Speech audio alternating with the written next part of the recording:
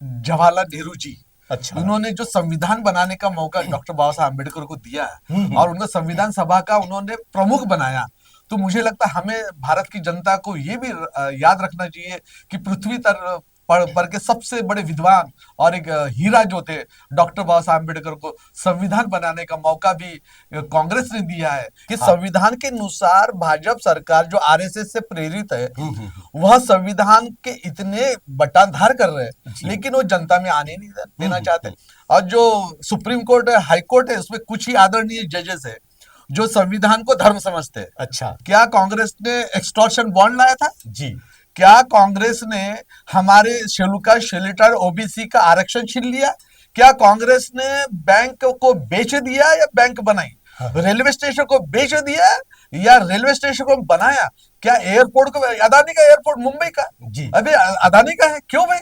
भारत सरकार का था पहले, अब क्यों है? हम्म। इलेक्शन कमीशन ऑफ इंडिया में भी 3 लोग उन्हीं के बैठे हैं। तो भाजपा देश को बेचने का काम कर रही है अच्छा। और संस्थान जो है उसको कमजोर करने का काम कर। कर्नाटक ने आदमी क्या कहा, बोले कांग्रेस ने भाजपा को नहीं हराया, हाँ। पराभूत नहीं किया, बोले जनता ने किया। अच्छा। मुझे विश्वास है जी। कि महाराष्ट्र की जनता जो है, हाँ हाँ।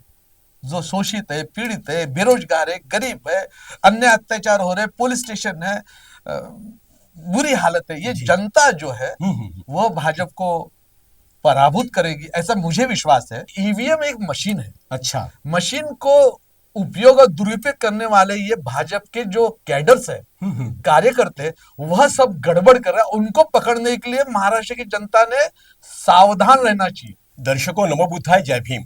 मैं हूं सदाशिव गज से। दर्शकों, लॉर्ड बुद्धा टीवी का जो बहुत ही फेमस प्रोग्राम है मैत्री संवाद, इस मैत्री संवाद के प्रोग्राम के आज के कड़ी में मिलने जा रहे हैं आदरणीय अरविंद सोनटक्के साहब से। जी हाँ, अरविंद सोनटक्के साहब एक ऐसे व्यक्ति हैं जो पूरी तरह से बुद्ध फुले शाहू आंबेडकरी विचारों से प्रभावित है। इनकम टैक्स इस विभाग के वो कमिश्नर थे, सेवानिवृत्त है अभी। 22 प्रतिज्ञा का जो अभियान है, यानी बाबा साहब ने 14 अक्टूबर 1956 में नागपुर में जो दीक्षा दी थी तमाम यहाँ का जो दलित शोषित पीड़ित समाज के लिए, वहां पर बाबा साहब ने 22 प्रतिज्ञा का पालन करने के लिए कहा था। इसी 22 प्रतिज्ञा का जो अभियान है पिछले कई सालों से सोनटक्के साहब चलाते हैं। भारतीय कांग्रेस अधिकारी कर्मचारी इस संगठन के वो महाराष्ट्र के प्रदेशाध्यक्ष है और एक बाबा साहब का सच्चा बंदा बोलकर बाबा साहब के विचारों का कुछ देना है, इस भावनाओं से वो समाज में काम करते हैं। तो आइए सीधा उनसे मिलते हैं, अरविंद सोनटक्के साहब से। साहब जी, जय भीम। जय भीम, जय भीम, जय विज्ञान, जय संविधान। सर, सबसे पहले लॉर्ड बुद्धा टीपर में आपका तहे दिल से स्वागत जी करता हूं। धन्यवाद, मुझे भी बहुत आनंद हो गया कि आपसे बातचीत करते जी, बहुत और आनंद हो आपके कार्य की सराहना भी करता हूं। धन्यवाद, दिल जो से धन्यवाद। बाबा साहब का विचार 22 प्रतिज्ञा के माध्यम से जन जन तक ले जाने का काम करते हैं। यस जी, धन्यवाद। आप परिचय के मोहताज तो नहीं है सर। जी जी, 22 प्रतिज्ञा के माध्यम से पूरा देश आपको जानता है। धन्यवाद। तो भी जो हमारा चैनल है पूरे 22 राज्यों में जाता है सर, तो आपका संक्षिप्त में परिचय दें सर। जी मुझे, मेरा नाम जो है वह माता पिता ने दिया, मेरा कोई नाम नहीं है। जिसका भी जन्म होता है उसको कोई नाम नहीं, उसको भी नाम माता पिता देते। तो पहला नाम है, मुझे माता पिता ने नाम दिया, और वो है वर्धा गांव। और उसके बाद मुझे स्कॉलरशिप मिली 1980 में जी। और जो 80 में स्कॉलरशिप मिली, तो वो स्कॉलरशिप मिली इसलिए मैं कमिश्नर बना। तो वह स्कॉलरशिप जो 90 रुपए मिली, उसका कर्जा मैं वापस कर रहा हूँ जी। बाबा साहब का जो भी काम मुझे समझा है वह करने में। और जो जब नौकरी मिली तो लोग कहते थे कि अरे साहब, आप तो इतने बड़े अधिकारी हो गए, तो आप क्या करते हैं? तो मैंने बोला भाई, मैं अधिकारी हो गया हूँ बाबा साहब का पूरा काम करने के लिए, जी। और पार्ट टाइम में सरकारी नौकर हूँ। हाँ जी जी। तो 80% बाबा साहब की नौकरी करता हूँ जी। और पार्ट टाइम सरकारी नौकरी करता हूँ, तो मेरे समान ही। जी। और मुझे जो स्कॉलरशिप अभी जो मुझे पेंशन मिल रहा है, हाँ जी। वह भी डॉक्टर बाबा साहब अम्बेडकर देते हैं, ना भाजपा सरकार देती है ना कांग्रेस देती है। जी जी तो जी। मैं सोच रहा हूँ हाँ कि जी। मेरे समान ही पूरे रिटायर्ड निवृत्त जो है, अगर इन सब लोगों ने बाबा साहब की मिशन में मरते दम तक अगर झोंक दिया, तो बाबा साहब की क्रांति होने में कोई टाइम नहीं लगेगा। जी जी। सुनटक के साहब, अक्सर क्या होता है, उच्च पद पर अगर अधिकारी बनता है तो समाज का कार्य करने के लिए कोई आगे आता नहीं है। आप तो 22 प्रतिज्ञा लेकर जहां पर भी जाते हैं वहां पर 22 प्रतिज्ञा का जिक्र करते हैं, लोगों में वो जन जागृति करते हैं जी सर। तो ये अधिकारी बोलकर ये काम करते समय आपको क्या लगता है? जी, देखिए, जो लोग डरते हैं जी। वह डर जो है उनके दिमाग में डाला गया। अच्छा। और मैं जो हूँ, मैं मुझे ये समझ में आया कि मुझे स्कॉलरशिप हो या आरक्षण हो या रिजर्वेशन हो जी या नौकरी हो, ये बाबा साहब का मिशन करने के लिए लेनी है और मिली है। जी जी जी। अब जो अधिकारी या कर्मचारी, उसको दिमाग में ये आना चाहिए कि उसको जो स्कॉलरशिप मिले, उसको जो रिजर्वेशन मिला, उसको जो नौकरी मिली, वो बाबा साहब की अधूरी क्रांति को पूरा करने के लिए मिली है, जी। न कि सिर्फ परिवार के लिए जीने के लिए। हाँ जी जी। तो अगर उसके मन में ये समझ में आया कि भाई उस पर बाबा साहब के जितने कष्ट है, हाँ जितना जी त्याग है, जितना संघर्ष है, उस बाबत उसकी कोई जिम्मेदारी है, जी तो मुझे लगता है कि भारत में एक नई क्रांति हो जाएगी। जी जी। सुनटक के साहब, एक इनकम टैक्स कमिश्नर बोल के आपने बाबा साहब की जी बदौलत है जो आपने ये काम निभाया, ड्यूटी निभाई है सर। तो इस बारे में एक अधिकारी बोलकर क्या कहेंगे आप? जी, किस तरह का काम रहा है आपका? नहीं, अधिकारी के रूप में तो भाई ऐसा था कि भाई मुझे गुजरात भेजा गया। अच्छा। लोग बोले भाई तुमको पनिशमेंट किया गया, तो मैंने बोला मुझे कहा पाकिस्तान भेजा गया, जी। मुझे तो इंडिया में भेजा गया ना।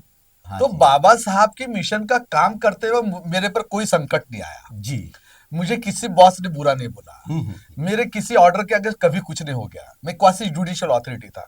तो मेरा कहना है कि जो बाबा साहब के मिशन का काम कर रहे हैं, तो वो संविधान के अनुसार काम कर रहा है जी जी। और नियम और कानून में काम कर रहा है, उसको तो हम्म। तकलीफ ही नहीं है। जी जी, बराबर तकलीफ है। तब होगी हाँ हाँ। जब वह गलत काम करेगा, संविधान के अनुसार नहीं करेगा, जी जी और उसको नियम और कायदा जो है उस विभाग का उसके अनुसार नहीं करेगा, तो तकलीफ होंगे। जी। मुझे तो जीवन में कोई तकलीफ नहीं होगी। अच्छा। बाबा साहब के मिशन का पूरा काम किया, बस लोगों ने और मेरे बॉसेस ने भी मुझे प्रेम ही प्रेम दिया। वाह वाह। सुनटक के साहब, अभी संविधान की बात आपने निकाली है, लेकिन कुछ दिनों में ऐसी चर्चा चल रही है कि संविधान बदला जाएगा, आरक्षण खत्म हो जाएगा, संविधान को इस देश में जलाया भी जा रहा है।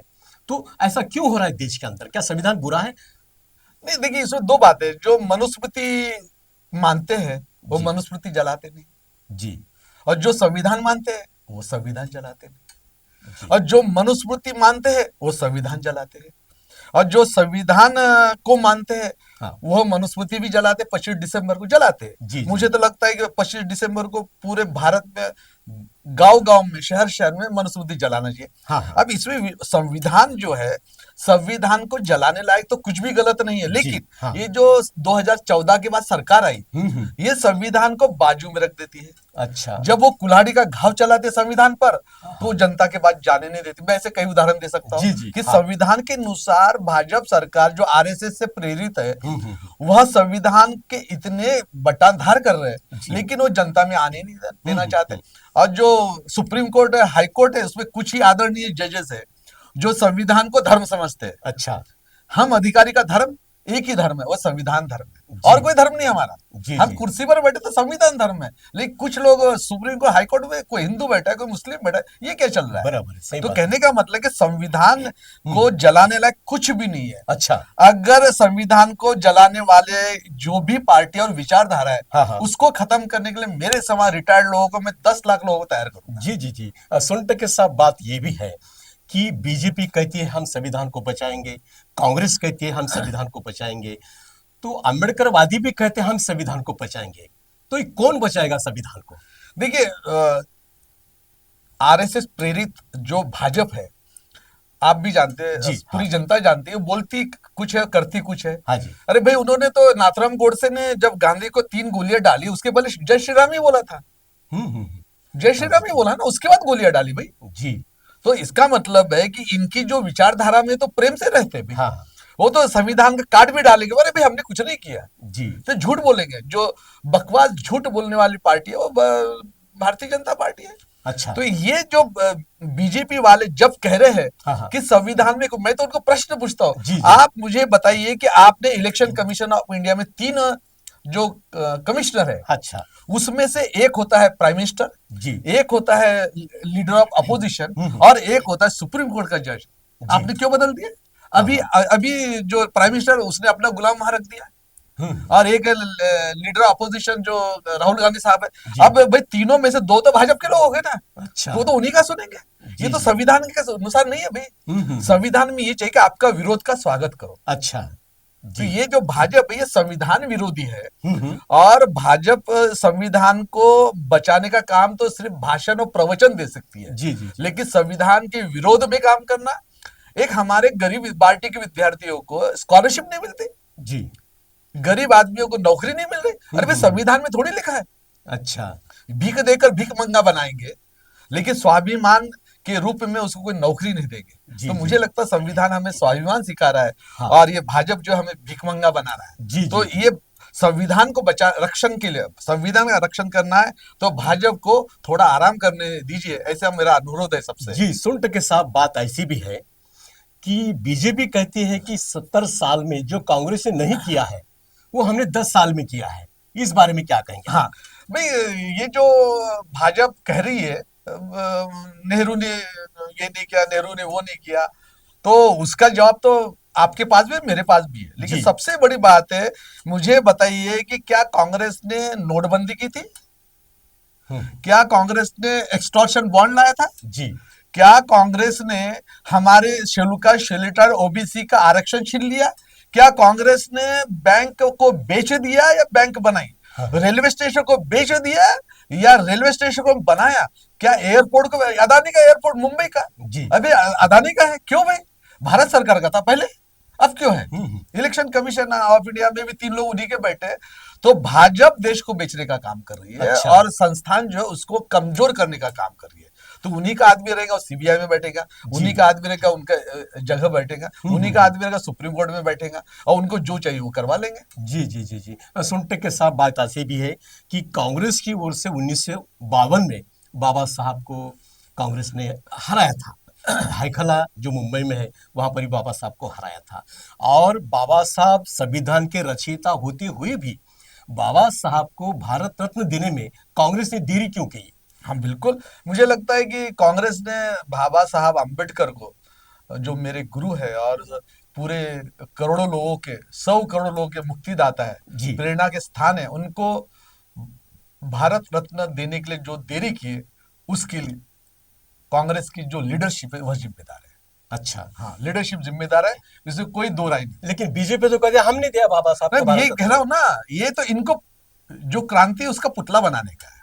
अच्छा। भाजपा को परिवर्तन को पुतला बना, क्रांति को पुतला बना, आरक्षण को पुतला बना, बेरोजगारी उसका पुतला, हर पुतले में खत्म कर देना चाहते हैं। जी। अगर दे दिए तो इन्होंने क्या एहसान नहीं किया। हम्म। अगर मुझे भाजपा वाले कह दे कि भाई यहाँ के स्कॉलरशिप, हर बच्चे को स्कॉलरशिप मिल रही, बताओ बोलने का जी जी। क्या? आरक्षण इन्होंने, अगर इन्होंने एयरपोर्ट बेच दिया तो उसे रिजर्वेशन रहेगा क्या? अडानी रिजर्वेशन देगा? अडानी तो रिजर्वेशन देना है। ये जब प्राइवेट को बेचती है तो आरक्षण खत्म करती है। अच्छा। जब भी भाजपा अगर कोई संस्थान बेच दे रही है, हाँ हाँ। अभी देखिए यूपीएससी में लेटरल एंट्री कर दिया, हम्म। वो अच्छा। जो बुच है, वो जो बुच करके जो है, वो बुच को भी उन्होंने सेबी का चीफ बना के रखा है। अब वो तो सरकारी अधिकारी है ही नहीं, जी। वो वहां तो सरकारी है। इन्होंने अपने जो इनके जो भक्त थे हाँ हाँ। उनको लाकर बिठा दिया। तो मेरा कहना है कि भाई भाजपा ने जितने आरक्षण को खत्म करने का काम किया, कांग्रेस ने निश्चित ही हमारे समाज को आरक्षण, रिजर्वेशन देकर हमें उस वक्त जरूर न्याय दिया। लेकिन बाबा साहब को भारत रत्न देने में जो गलती की है, देर की है, इससे मैं सहमत हूं कि उन्होंने देर की, बिल्कुल। और जो पराभव किया आपने कहा, भाई जी कलाम जी जी। पराभव किया, हाँ हाँ। ये तो इलेक्शन है। अच्छा। और इलेक्शन में उसमें मुझे भी आता है कि जवाहरलाल नेहरू जी, अच्छा। उन्होंने जो संविधान बनाने का मौका डॉक्टर बाबा साहब अम्बेडकर को दिया और उनको संविधान सभा का उन्होंने प्रमुख बनाया, तो मुझे लगता है हमें भारत की जनता को ये भी याद रखना चाहिए कि पृथ्वी पर के सबसे बड़े विद्वान और एक हीरा जो थे डॉक्टर बाबा साहब अम्बेडकर को संविधान बनाने का मौका भी कांग्रेस ने दिया है। इसलिए वो भी बात हम लोग याद रखें, ऐसा जी मेरा जी अनुरोध जी। है। सुनटक के साहब, बीच में जो आप तो इनकम टैक्स के कमिश्नर हैं, बराबर है? हाँ। लेकिन बीच में इलेक्टोरल जो बॉन्ड आया था, इस बॉन्ड के बारे में काफी देश के अंदर चर्चा हुई थी सर।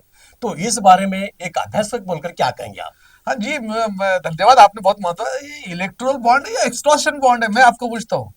मैं आपको पूछता कि इलेक्ट्रोल बॉन्ड है, एक्सटॉर्शन बॉन्ड है?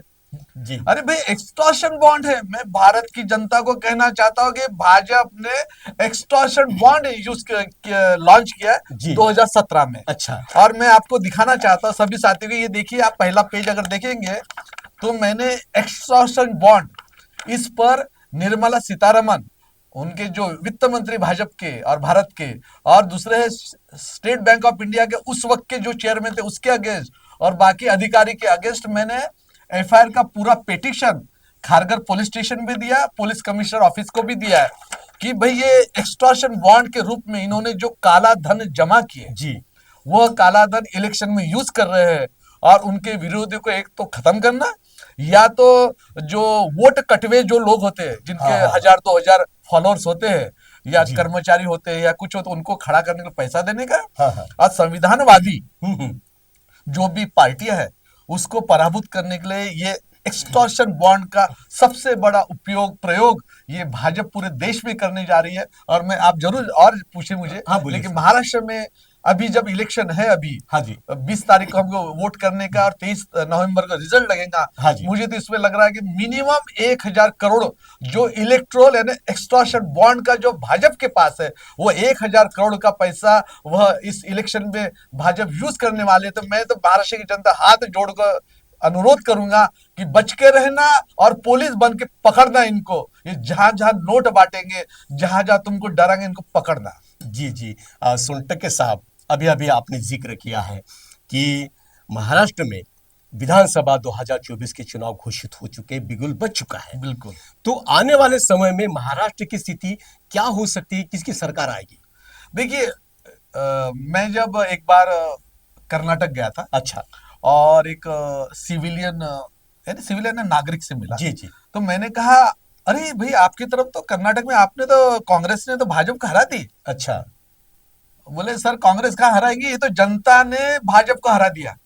अच्छा कर्नाटक ने आदमी क्या कहा कि बोले हम्म। कांग्रेस ने भाजपा को नहीं हराया, हाँ हाँ पराभूत नहीं किया, बोले जनता ने किया। अच्छा मुझे विश्वास है जी कि महाराष्ट्र की जनता जो है, हाँ हाँ जो शोषित है, पीड़ित है, बेरोजगार है, गरीब है, अन्य अत्याचार हो रहे, पुलिस स्टेशन है, बुरी हालत है, ये जी जनता जो है हम्म। वह भाजपा को पराभूत करेगी, ऐसा मुझे विश्वास है। अच्छा जनता की जो बुद्धिमत्ता है, जो बुद्धि उनकी, वह उन्हें मार्गदर्शन करे कि वोट देते वो उन्हें हर चीज याद रखे कि दो गुजराती ने महाराष्ट्र से वो एक एक प्रोजेक्ट कैसे गुजरात में लेके गए, और हमारे कम से कम 5 लाख से 10 लाख जो रोजगार निर्मित होने वाले थे, अच्छा वो रोजगार वो लेके भाग गए हम्म। गुजरात में। अरे भाई गुजरात में इतना प्रेम है, हमारे महाराष्ट्र में प्रेम नहीं किया। अच्छा तो यहाँ एक एक ऑफिसर लेकर वहां चले गए। तो मुझे लगता है कि महाराष्ट्र की जनता ने जरूर, जब भी वोट करेंगे तो याद रखना कि गुजराती की जो दो गुजराती है, मैं उनका बहुत ज्यादा नहीं बोला, हरीश पांड्या को क्या किया ये आज नहीं बोलूंगा, वो अगले इसमें बोलेंगे। लेकिन गुजरात में इन्होंने महाराष्ट्र को बेरोजगार बनाने के लिए, गरीब बनाने के लिए भाजपा ने जो षड्यंत्र किए, तो आप बिल्कुल वोट करते हो ध्यान देने का। और एक मुद्दा इसमें ऐड हाँ करूंगा, बोलिए बोलिए इसमें मुद्दा यह है कि जो क्रांतिकारी जनते जनता जनतेचा राजा म्हणतो हाँ हाँ सम्राट हाँ हाँ शिवाजी महाराज, छत्रपति अच्छा शिवाजी महाराज का जो पुतला जी हो गया हाँ है, हाँ हाँ तो भाजपा के लोग जवाब दे कि वो पुतला गिरा कैसे गया। आपने वो पुतले में भ्रष्टाचार किया, वो राजकोट किले पर जी जी आप भ्रष्टाचार का मौका छोड़ते नहीं। इस भ्रष्टाचारी भाजपा को तड़ीपार करेंगे महाराष्ट्र की जनता। जी जी सोनटके साहब, दूसरी बात है कि विधानसभा के चुनाव के मुद्दों को लेकर मैं बात कर रहा हूँ आपसे। आ, मुख्यमंत्री लाड़की बहन योजना जो अभी अभी पिछले सरकार ने जो अभी चालू सरकार ने लाई थे, ये इस लाड़की बहन का जो इफेक्ट है इस चुनाव पर कुछ हो सकता है क्या?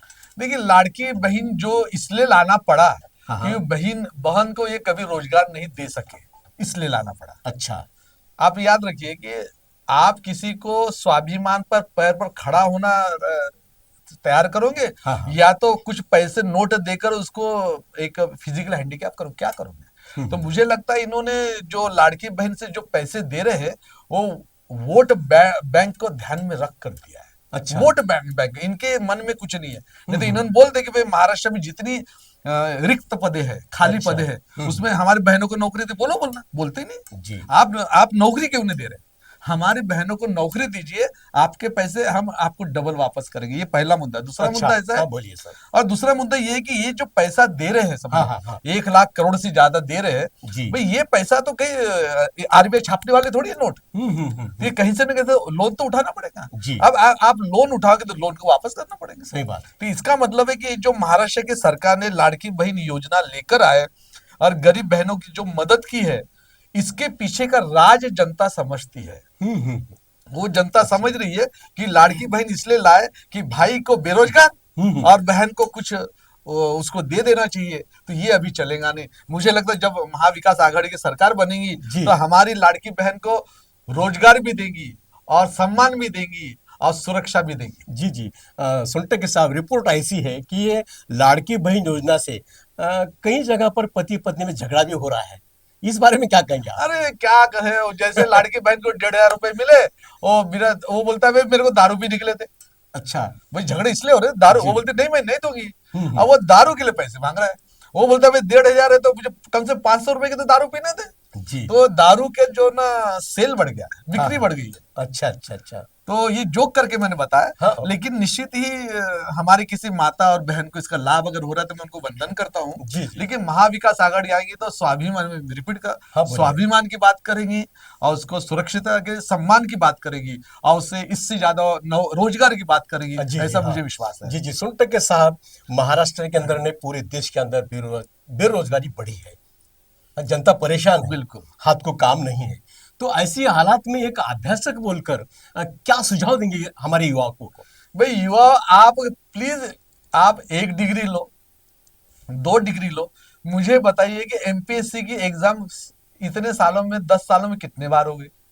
आप बताइए कि अभी यूपीएससी में लेटरल एंट्री करवा रहे हैं, यानी जिनको कोई परीक्षा देने की आवश्यकता नहीं है। जी। उसमें तो आरक्षण तो वो अपर कास्ट वालों का 100% हो गया। तो मुझे रोजगार, हमारे जितने बेरोजगार साथी है, अच्छा। जिसको रोजगार मिल गया गलती से, तो उनके बाद, लेकिन जो बेरोजगार करोड़ों है, जी। वो करोड़ों नौजवानों ने और हमारी बेटियों ने, बहनों ने याद रखना चाहिए हाँ हाँ। कि ये जो रोजगार खत्म करने वाली जो विचारधारा है, और उसका नाम है भाजपा की विचारधारा। जी जी जी। भाजपा की विचारधारा ने रोजगारों का, जो हमारे नौजवान साथी उनका रोजगार खत्म करने का काम किया, तो उनको जरूर दंड देने का काम करेंगे। जी जी जी। सुनटक के साहब, कई संगठनों ने, कई राजनीतिक पार्टियों ने ईवीएम का विरोध किया है कि बैलेट पेपर पर इलेक्शन लिया जाए, तो वो ईवीएम हटती नहीं है, तो ये गड़बड़ी हो सकती है क्या? क्या कहेंगे इस बारे में आप? देखिए, ईवीएम तो कोई ब्राह्मण पुजारी नहीं है ईवीएम। अच्छा। और ईवीएम खुद तो हिलती नहीं।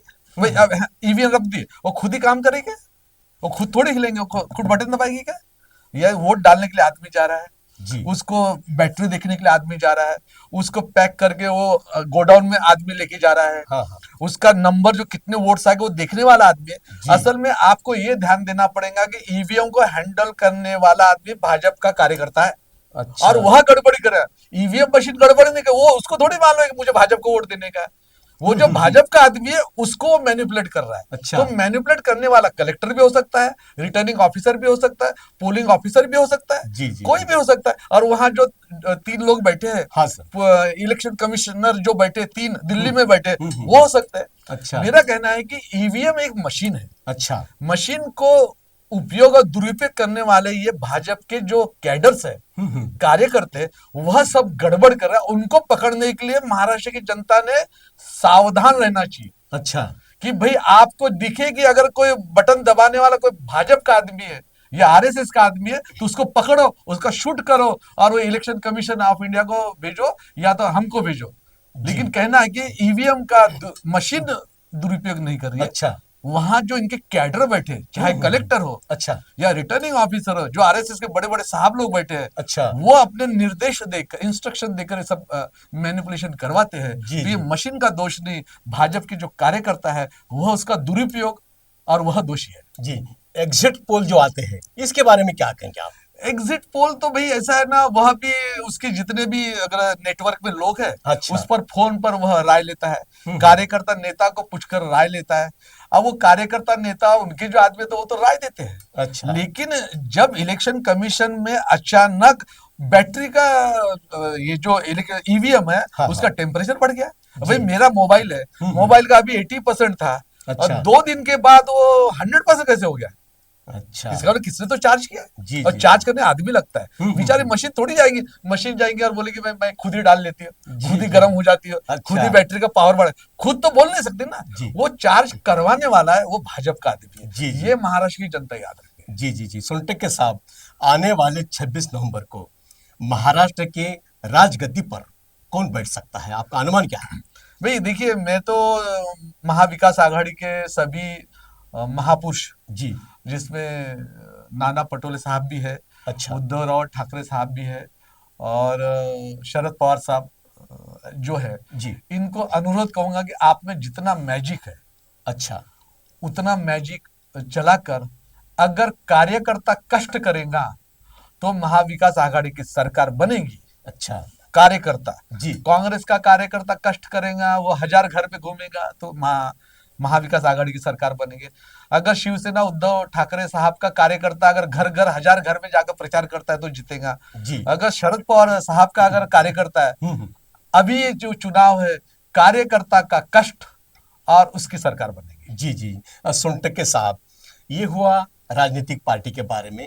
तो वंचित आघाड़ी भी इसके अंदर है, तो वंचित आघाड़ी के बारे में क्या कहेंगे आप? 2019 में इनको करीबन 45 लाख वोट थे। अच्छा। हाँ, 2019 के लोकसभा में। अच्छा। और वंचित आघाड़ी ने जहां जहां वोट काटने का काम किया, वहां सिर्फ भाजपा चुनकर आई। अच्छा। 10 जगह आई मिनिमम, 2019 में। अच्छा। 2024 में लोकसभा में चले जाइए तो उनके वोट बैंक हो गए 10 लाख।